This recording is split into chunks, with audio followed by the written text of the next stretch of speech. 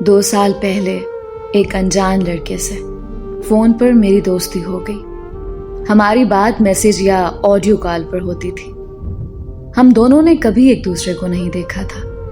उसका लहजा इतना अच्छा था कि मुझे उससे मोहब्बत हो गई। मैंने अपनी मोहब्बत का इजहार किया तो उसने हाँ कर दी। फिर हम दोनों ने एक दूसरे को तस्वीरें शेयर की। एक दूसरे को देखने के बाद हमारी मोहब्बत में शिद्दत और बढ़ गई। 6 महीने गुजर जाने के बाद मुझे पता चला कि जो तस्वीर उसने मुझे भेजी थी वो उसकी नहीं बल्कि उसके कज़न की थी। मुझे बहुत दुख हुआ।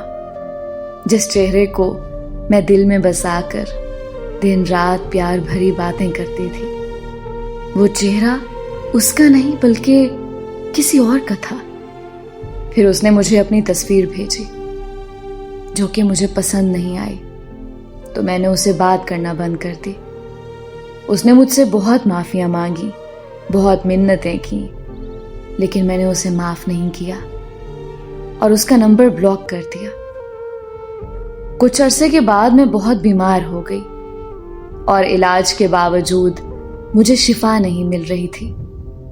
तो मुझे लगने लगा कि शायद मैंने उस लड़के को माफ़ ना करके उसका दिल दुखाया है, जिसकी सज़ा मुझे अल्लाह दे रहा है। मैंने उसे अनब्लॉक किया और उसे माफ़ी मांगी। उसके माफ़ करने के बाद मैं जल्दी ठीक हो गई। हम फिर से एक दूसरे के साथ दिन रात बातें करने लगे। इस बार मोहब्बत की शिद्दत पहले से कई गुना बढ़ चुकी थी। लेकिन किस्मत का खेल देखो, मेरे साथ फिर धोखा हो गया।